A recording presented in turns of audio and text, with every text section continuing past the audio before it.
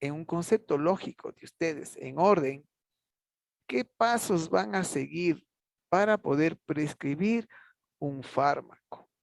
¿Qué pasos deben seguir ustedes para poder prescribir un fármaco? ¿De acuerdo? Entonces, primero hago esto, después de esto, después de esto, después de esto. ¿Qué haces con la prescripción de un medicamento? Chévere. 3 minutos para esa discusión, 4 minutos nomás, ¿no es cierto? Por favor, nombrarán un compañero para que pueda eh, analizar el tema y discutir la cosa. ¿Hecho? A ver, entonces, vamos a hacer 4 grupos. 4 grupos. Creamos, nos vemos en 4 minutos, ¿ya? Entonces tenemos algún análisis que tenemos que hacer. El objetivo es saber qué pasos yo debo hacer previamente para poder prescribir un fármaco. ¿Cómo debo prescribir? Esa es la historia. ¿De acuerdo? A ver, cuéntenos, el que estaba en la sala, en el grupo número 1, cuéntenos, por favor, ¿qué es lo que ustedes consideraron como pasos fundamentales para la prescripción de un fármaco?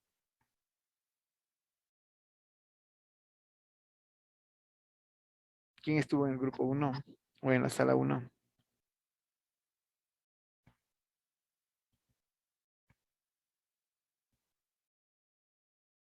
¿Si me escuchan?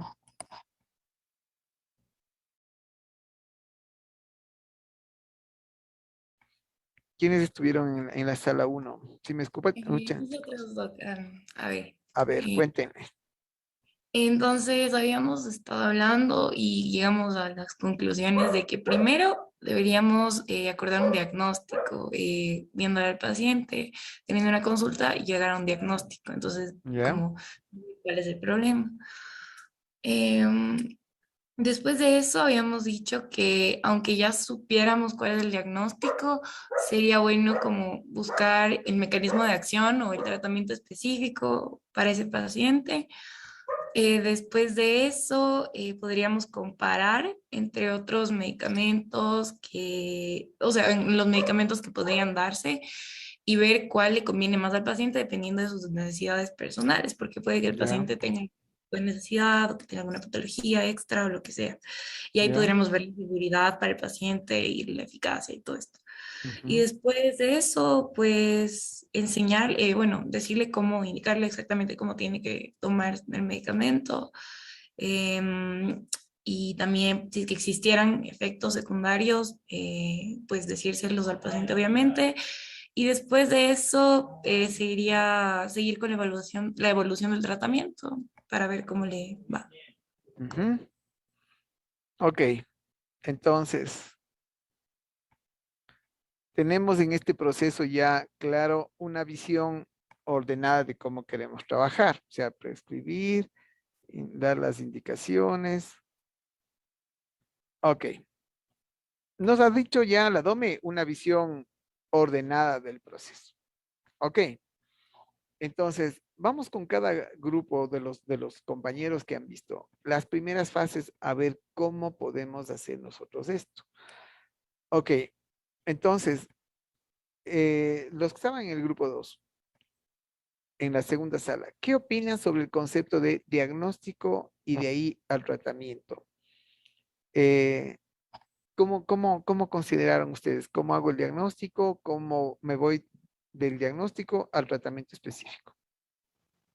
Ya, primero, o sea, al momento de realizar el diagnóstico, o sea, nosotros vamos a tener como que toda esa consulta con el paciente, entonces ahí vamos a echar un ojo, a lo mejor si ya tuvo su historia clínica, Ujú, tenemos que considerar si tiene alergias, si tiene ya alguna otra enfermedad del paciente, que puede ser crónica, puede ujú. ser hipertenso, entonces todas esas cosas tenemos que analizar primero antes de determinar el tipo de fármaco que nosotros le vamos a dar. Entonces, en base a eso, si nosotros podríamos como que ya decidir qué es lo que tenemos que darle al paciente.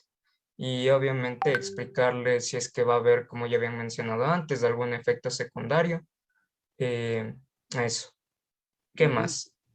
Una vez entregado, o bueno, otorgado el fármaco al paciente que debe utilizar, Tenemos que también nosotros como médicos tener en cuenta todas esas propiedades del fármaco, Ujú. la dosis, la toxicidad y bueno, finalmente después de administrarle al paciente el medicamento y darle las indicaciones de lo que debe hacer, cómo debe tomar, tenemos que ver si es que no, si es que el tratamiento va a ser efectivo, o sea, si el fármaco funciona en el paciente, ya que caso contrario, nosotros tendríamos que ver si es que modificamos el tratamiento, yo que sé, cambiamos dosis o cambiamos del fármaco en base a la respuesta que tenga. Ok, en términos generales, lo que yo puedo entender, ¿no es cierto? Que en principio estás de acuerdo con esa orientación de cómo y esos pasos previos para poder eh, llegar a tener una prescripción que sea razonada, ¿no es cierto? Entonces, vamos a revisar un poco este concepto con algunos lineamientos. Lo dicho hasta el momento en términos así súper generales está bastante bien conceptualizado, pero ¿cuál es el objetivo fundamental? Que nosotros debemos dar, o sea, cuando vamos a prescribir, eso es el resultado de un análisis lógico razonado, porque el objetivo es tener un uso racional de medicamentos y un sistema de prescripción razonada, pensante, con lógica. Entonces, ¿cómo es coherente? ¿Qué es lo que nosotros queremos tener al fin del día?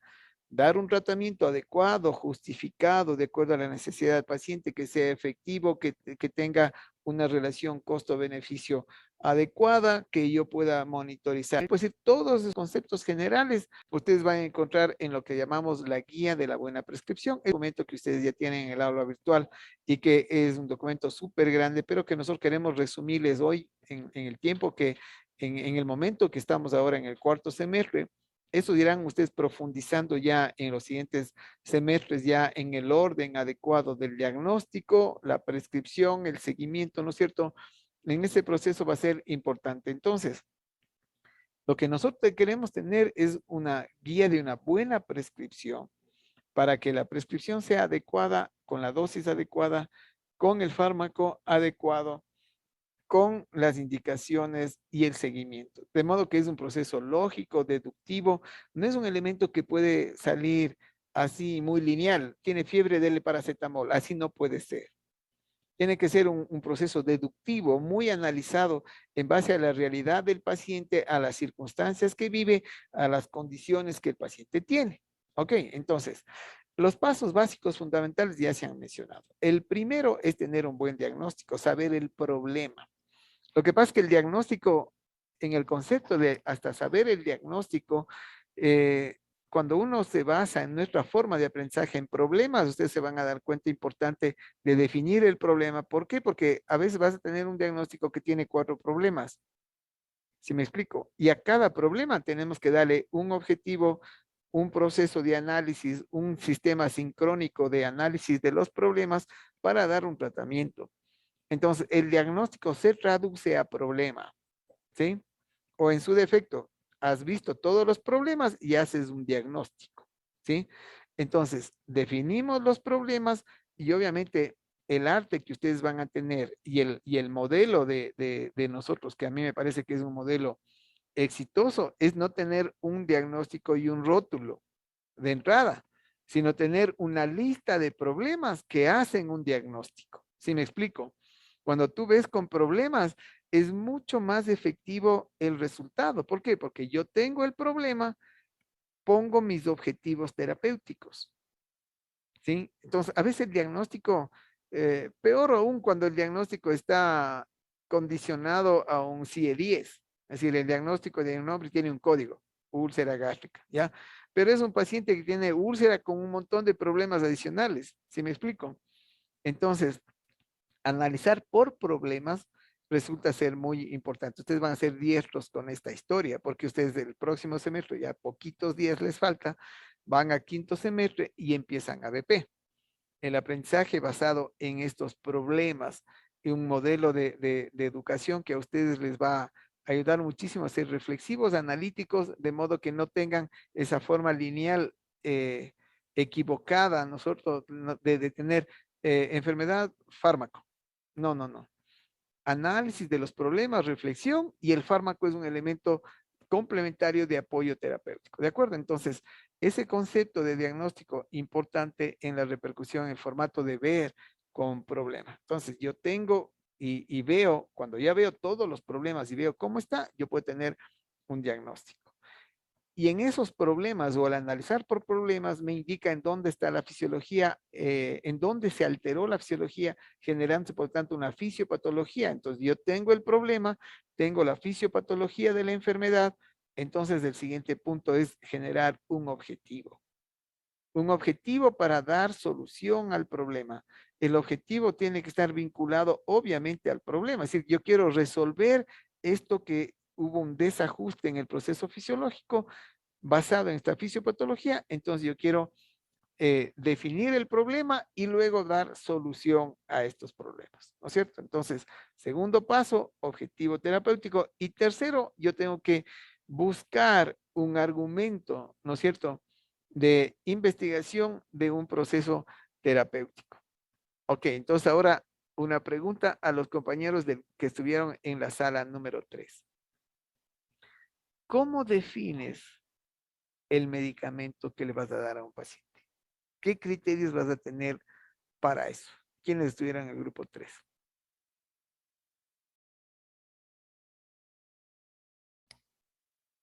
No les escucho. ¿Quiénes estuvieron en la sala 3, chicos? Nadie no estuvo.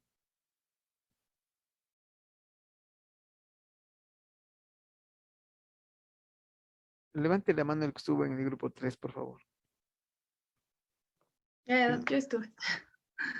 A ver, Katy, cuéntame, ¿con quiénes estuviste? Y cuéntanos un poco. A ver, estuve con Pablo Vinuesa, Ya, Daisy, con ya. Carlitos.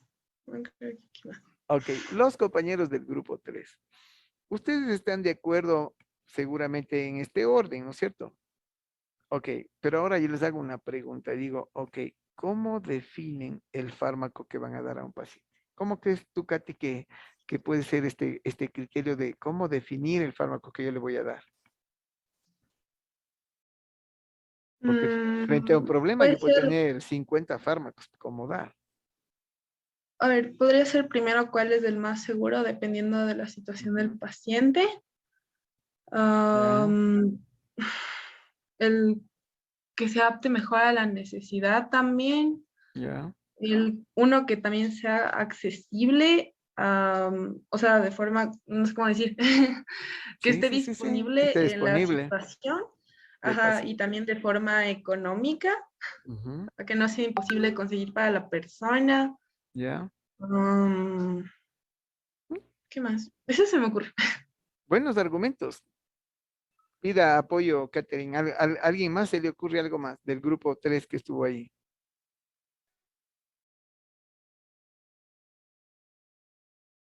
En resumen, dicen, voy a poner este resumen entonces para hacer otra pregunta después, ¿ya? En resumen, dicen, tenemos que conseguir el medicamento, ¿ya? La Katy nos pone en jaque, dice, verás, el medicamento más efectivo, el que sea el más seguro, el que se adapte a la realidad del paciente, el que tenga el mejor perfil, que sea súper asequible y que esté de acuerdo con la economía del paciente. O sea, casi no nos pregunta nada la Katy. O sea, casi nada nos pregunta, ¿no es cierto? Entonces, eso es súper importante. Eso quiere decir que yo tengo que escoger de un grupo de fármacos aquellos que cumplan todas estas necesidades y todos estos procesos que nos dice la Katy, que sea efectivo, que sea seguro, que sea asequible, que tenga el costo, el mejor costo-beneficio. Entonces, claro, son elementos que yo debo tener en consideración y hacer mi tabla farmacológica aquí en la cabeza el rato que yo voy a prescribir a un paciente con un fármaco que tenga estas características: efectivo, un buen perfil, que sepa, que haga el mecanismo de acción del objetivo que yo quiero hacer, que sea seguro, que sea conveniente, que cumpla unos costos adecuados. Es decir, eso es lo que nos dice. ¿no es cierto? Entonces, efectivo, seguro, conveniente, acordarme de qué pasa en un niño, qué pasa en un adulto mayor, qué pasa en una mujer embarazada, en qué categoría está el fármaco, le conviene, no le conviene, qué más yo tengo que hacer, el costo-beneficio. O sea, yo tengo bastantísima información que yo tengo que hacer y que analizar. Entonces ahora viene la pregunta compleja. Y ahora, de dónde sacamos información? ¿Quién nos va a decir eso? ¿Qué dice Pamelita Molina? ¿De dónde va a sacar su información? No sé, tal vez de investigaciones o que ya, o sea, qué tan efectivo sea, puede ser estar en los libros, investigando, no sé. Ok, entonces, porque verdad es en la praxis, ¿no es cierto? Es decir, ya mañana tienes un caso te voy a dar ya salmonelosis, ya, ese es tu caso, es un problema de fiebre que termina en salmonelosis, ¿ya? Y el tratamiento, ¿en dónde vas a buscar? En la farmacología, para que encuentres el más efectivo, el más seguro, el de mejor costo-beneficio, con todo el perfil que la Katy nos dijo. En la fármaco encontrarás, ahí estará el fármaco, ¿qué dices? Como usted dijo, creo que en la práctica, o sea, continúa ya uno estando en el ámbito, se va enterando de ciertas ventajas de algunos medicamentos o cuál es el más apto para cada tipo de circunstancia que presenta la persona. Ya, supongamos que presentan el caso, ¿ya? Se presenta el caso y los médicos dicen, ok, mañana vamos a tener junta médica para decidir qué tratamientos le damos. Y te dicen, Emi Astudillo, mañana usted presenta el caso y usted cuéntenos qué fármacos decide que va a dar. ¿A dónde vas a estudiar? ¿Cuáles van a ser tus fuentes de referencia para tomar esa decisión? O sea, yo creo que tal vez como que, o sea, es que yo puedo como preguntarle a alguien, porque yo creo que, por ejemplo, yo diría como, a ver, le pregunto a tal colega que es, o sea, de tal especialidad de lo que él ha visto, porque como usted dice, sí podemos encontrar en la farmacología, pero tal vez no hay aquí esos medicamentos, por ejemplo, Ujú. porque nosotros no tenemos todos los medicamentos que hay, ¿no? O sea, tendríamos que ver los que hay en el país y esas cosas.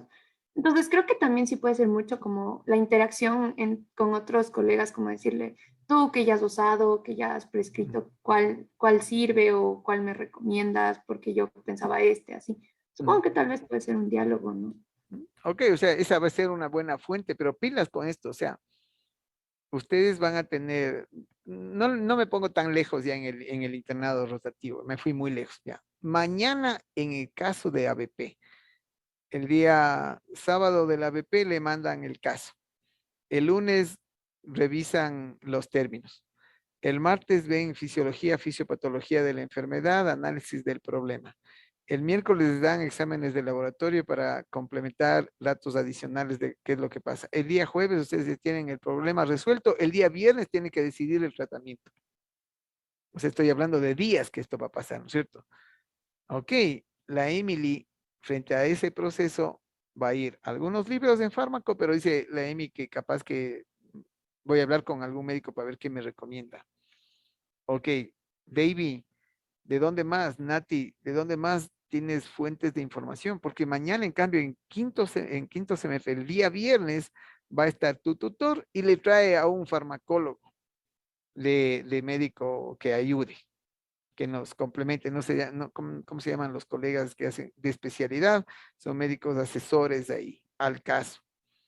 Entonces, si la M dice, es que yo le pregunté al doctor Vallejo, y el doctor Vallejo me dijo esto y esto y esto. Yo te voy a decir, ¿y cuál es el nivel de evidencia para lo que tú estás planteando? Yo te voy a preguntar. Y cuando tú consultas con un colega, con un experto, ¿qué nivel de evidencia tienes? ¿Cuál es el nivel de evidencia de referencia para eso? ¿Qué dice Carlos? ¿Cuál es el nivel de evidencia, la recomendación de un experto? En las escalas de evidencia de investigación científica. No sé, Evidencia como tal no tendríamos porque sería netamente valernos de la palabra de esa persona. Tal vez lo que estaríamos tomando en cuenta como evidencia o valor para tener en cuenta ese criterio sería tal vez su trayectoria o que ya es más especializado y en base a la empiria puede haber ya manejado, no sé, digamos, algunos fármacos, pero como ¿Ustedes han evidencia, visto ya no, las categorías de las evidencias? ¿Ya han estudiado las no. categorías de las evidencias? Ok, entonces, eso les va a pasar ya mismo en poquitos días en el quinto semestre. Y van a ver que la recomendación de expertos es dentro del nivel de recomendación y nivel de evidencia, el más bajo. Porque el experto puede ser una joya de la corona, pero en nivel de evidencia, o sea, te puede servir de guía, pero no para ir a discutir en el quinto semestre en la condición de una terapéutica. No va a ser suficiente. Entonces vayan y revisen cuáles son los niveles de evidencia para que vean qué tipo de estudios y qué tipo de referencia debes tener tú para plantear una posibilidad farmacológica, terapéutica. Y eso va a ser muy importante. Entonces, el tema de la EMI es súper bueno, o sea, es lógico. Antes de nada, vaya y averigüen, capaz que les orienta y le preguntan al doctor Vallejo, ¿ya? Pero les anticipo que el nivel de evidencia no va a ser suficiente para que sea una terapéutica súper clara con mucha fuerza de evidencia. Y ahora entonces, ¿qué hacemos? Con eso no va a ser suficiente. ¿Qué piensas hacer, Romina? El viernes, ¿qué piensas hacer? Verán que está a la vuelta de la esquina. No sé, llorar. ¿Y No ahora? sé, es que, o sea, yo también sí vería en libros, pero ya dijimos eso. Tal vez sí como que asesorar todo, bueno, no sé si es asesorar la palabra, pero tal vez sí hablar con alguien. Y de ahí, no sé, tal vez, am, no sé, como que ya si tengo pensado algunos fármacos de ahí, o sea, ver ¿cómo se llama el papelito que hay ahí? Así como que ver ahí las indicaciones o Pues va a llevar el el inserto de mecanismo la de caja del acción, así paracetamol. que tienen esos así. Dice, nivel de evidencia para el inserto de la caja Eh, que viene, el inserto que viene en la caja del paracetamol. Eso dice la Romina. Ya, y yo con eso, ¿y ahora qué vas a llevar los 40 insertos o qué? Porque, verás, para fiebre vos tienes 40 medicamentos. La pregunta que nos hace la Katy, o sea, la Katy nos pone en complicaciones, dice la Katy, tiene que escoger el fármaco más efectivo, más seguro, más conveniente para el paciente, de una mejor relación costo-beneficio. Eso nos dice la Katy. O sea, no dice traiga un medicamento que pueda servir. No, no. No dice traiga un medicamento que pueda servir. Traiga el medicamento que es para el paciente. A ese medicamento se llama el medicamento P. El medicamento P es el medicamento que es el más adecuado para el paciente. Sí. Entonces no es cualquiera. Yo no puedo traer mañana paracetamol, diclofenac. No, yo tengo que traer el fármaco que es para el paciente. ¿Y ahora qué hacemos? Pauli, Leo, Doménica, alternativas.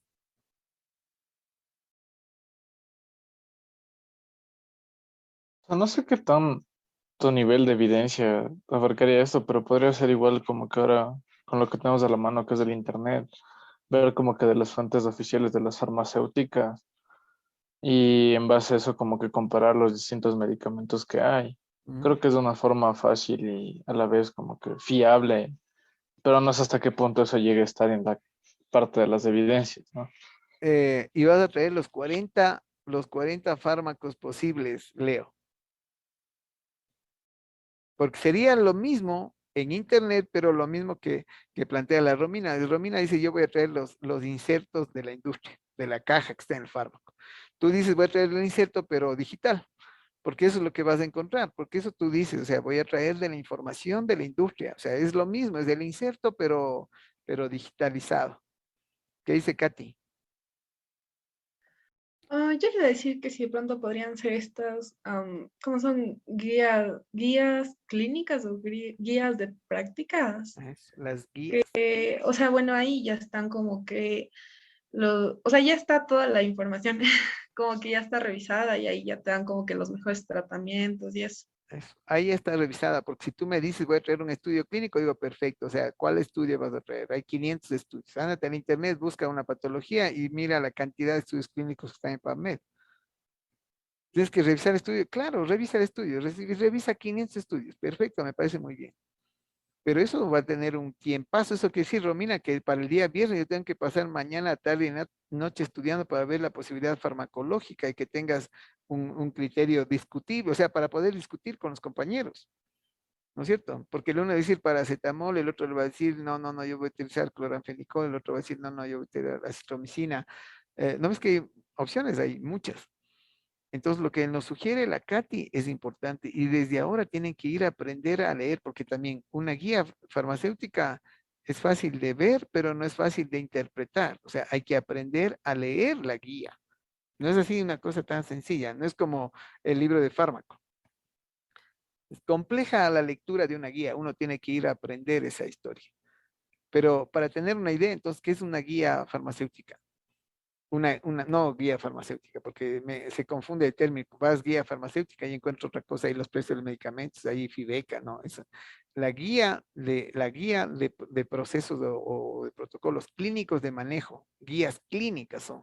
Entonces, guía de hipertensión, guía de fiebre, guía de dolor de artritis reumatoide, guía de lupus, etcétera.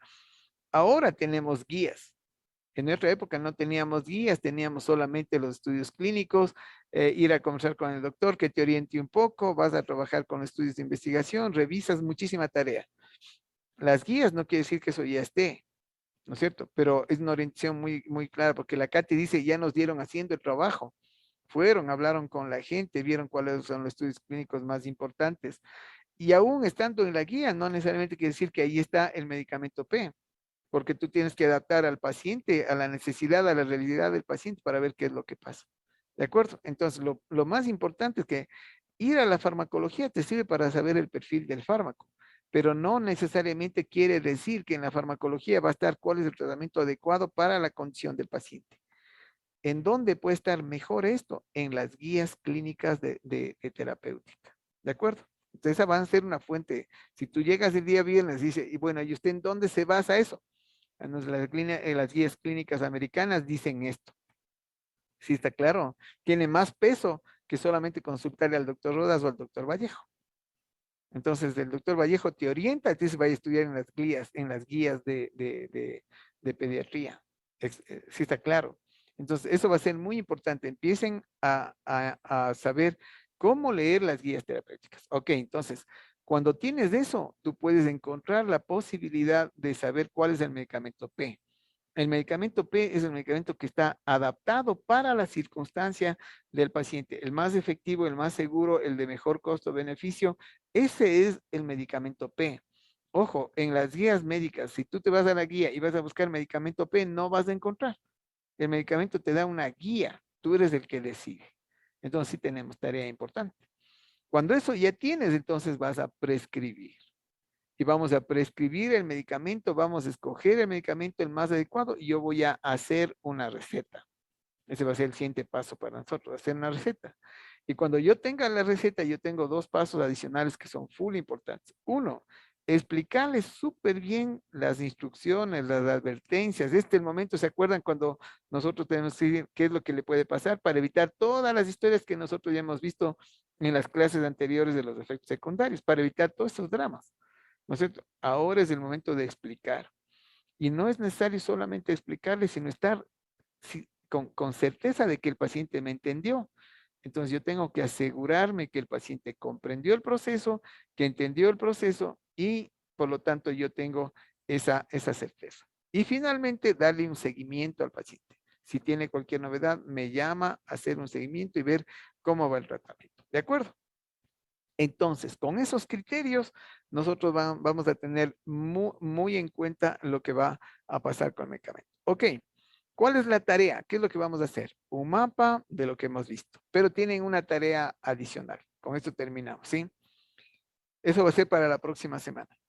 Queremos que por favor presente y elabore y desarrolle el formato, el diseño de la receta personalizada tuya.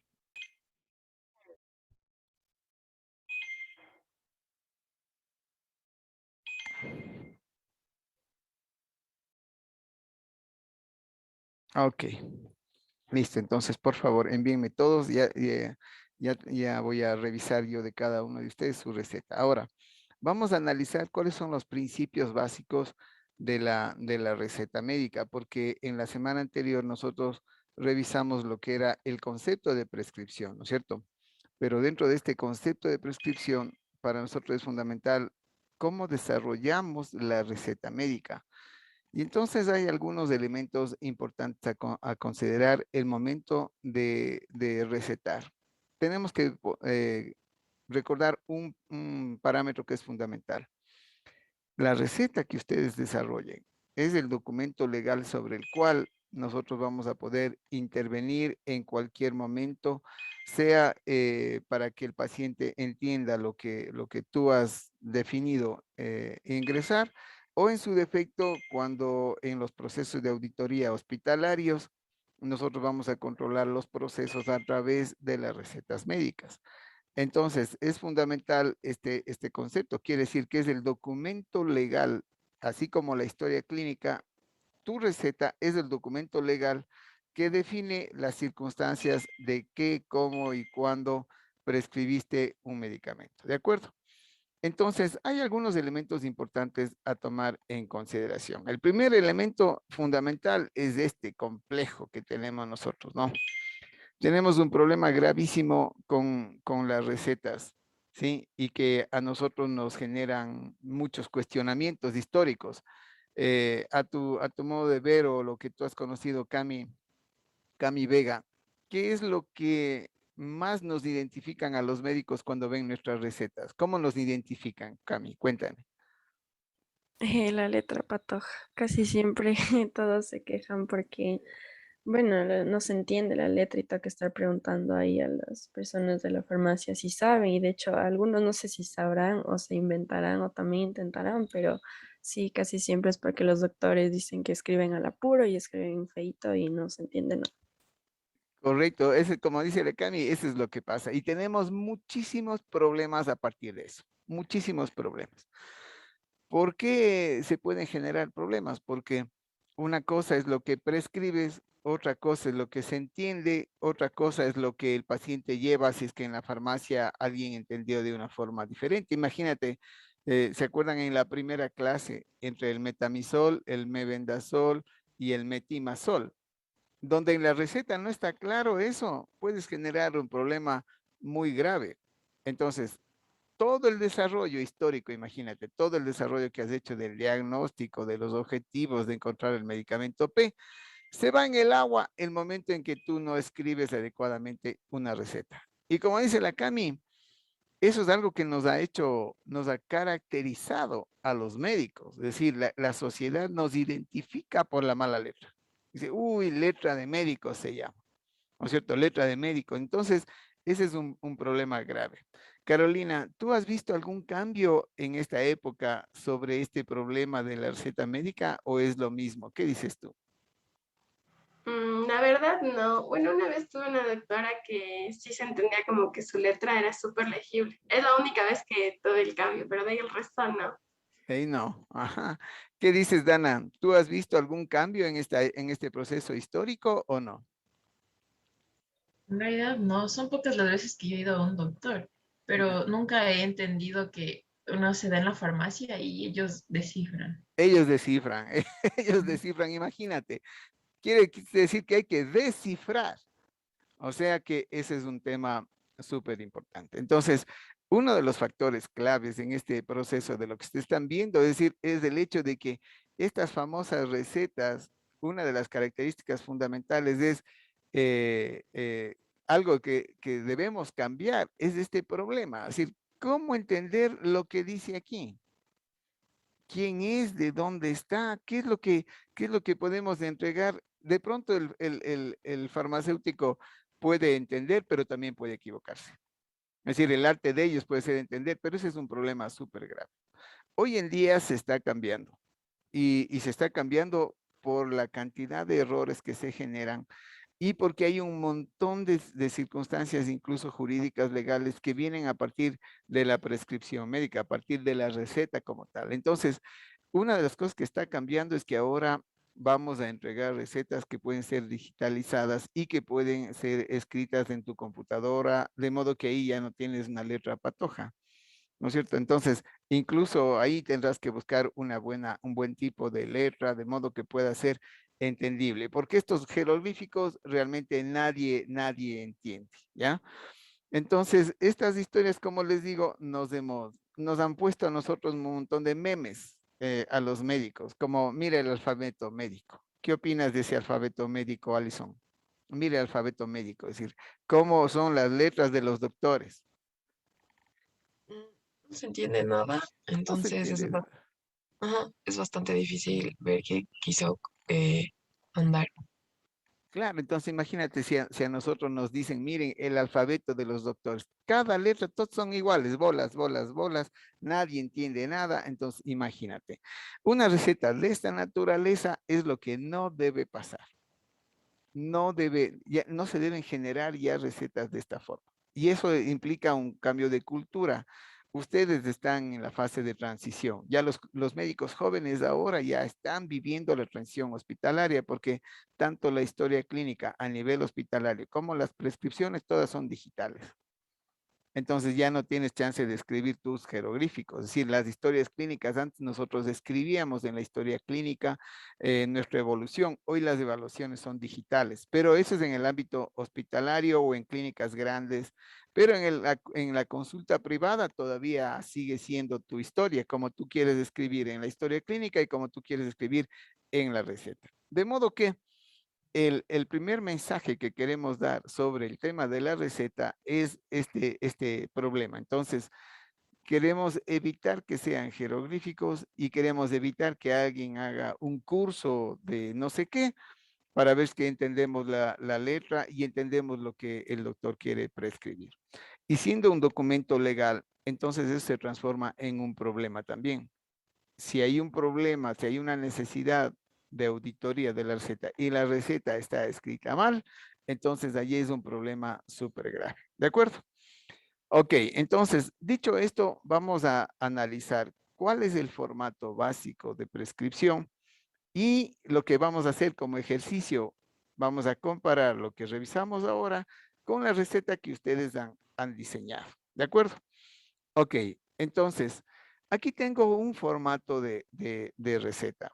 Este formato de receta tiene algunos elementos que son positivos, otras cosas que de pronto no están muy bien. Isabel Vega, ¿qué dices tú? Mira el formato de receta. ¿Qué le encuentras que está bien o qué no está bien en este modelo de receta, Isabel?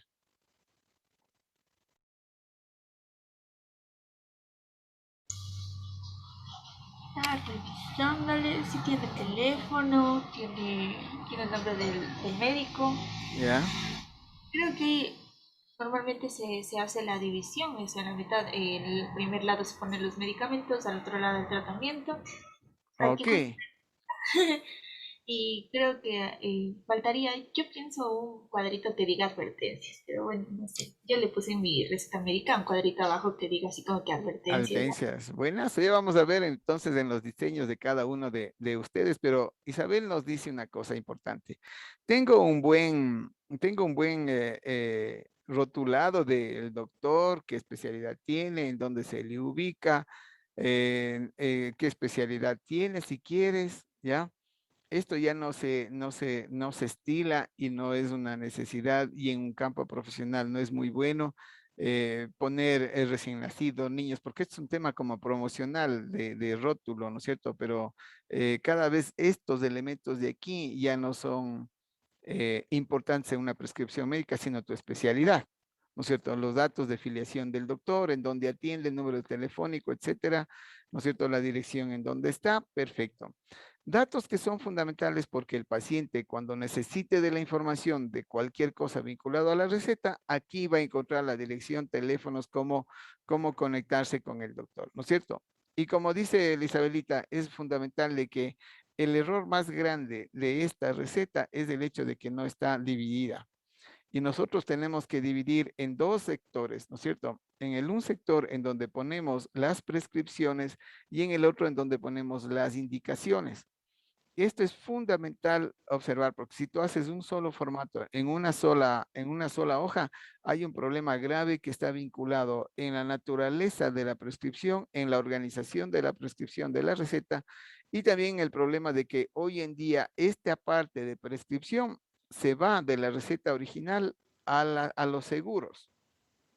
Es decir, si tú tienes un seguro y quieres hacer un reclamo, esta parte de la receta se va al seguro y solo te quedas con estas indicaciones. Entonces, eso quiere decir que debemos obligatoriamente dividir y tener la misma información acá con la prescripción y acá con las indicaciones, porque si tú cortas aquí en la mitad, se complicó la receta y ya no nos sirve. ¿De acuerdo?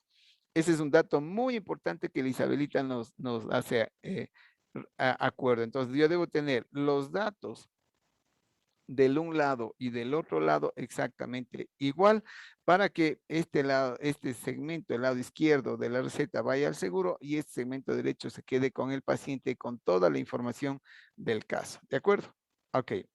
Hay otro dato que es importante también aquí. Hay un famoso ERP. Dana, ¿esto de aquí qué significa?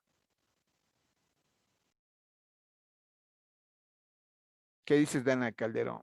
¿Es necesario? ¿No es necesario? ¿Qué significa esto de aquí? ¿Qué dice Dana Calderón, si me escuchas? Sí, sí, no recuerdo que era el RP.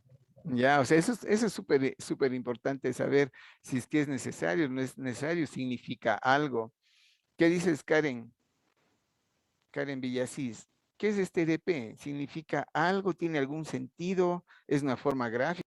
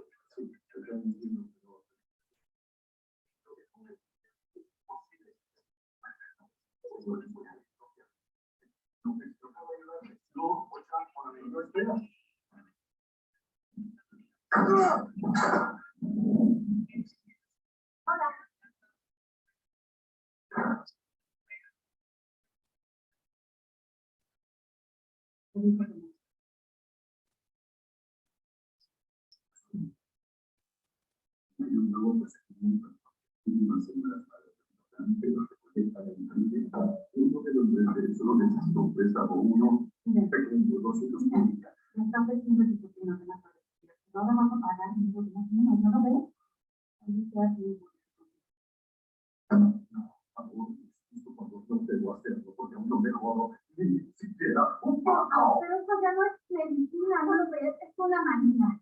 Hay cosas que no se pueden hacer. Aún se estira. No entiende. Hay otras cosas que le darán sentido a tu vida.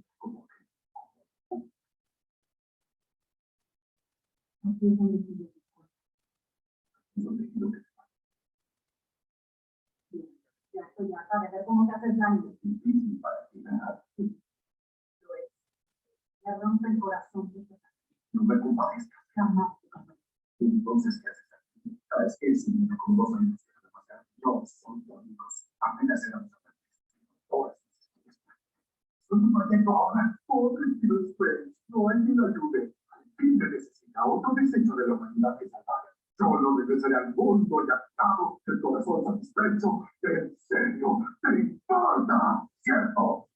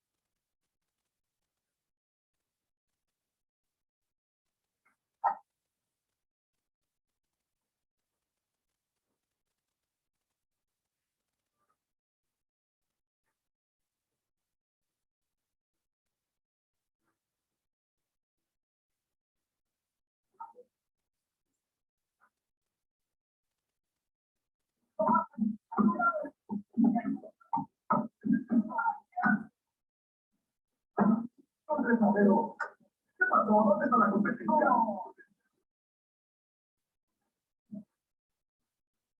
Todas las más con sesión de módulos finales C7 y C8. Parálisis de miembros inferiores y parálisis parciales. Eden Strain, soy neurocirujano, era neurocirujano. Te digo una cosa, amigo, ya te reporté. Una vez fui a tu oficina, te negaste a ver. No podré pasar de positivo.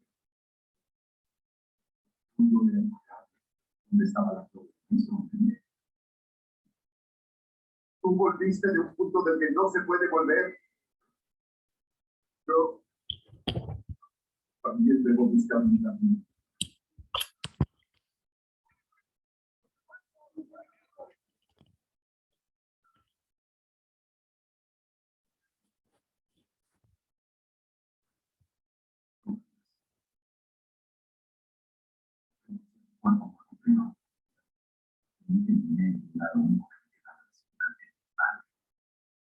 Viejo gurús con mujeres sagradas cargaron a las montañas agresivas espirituales.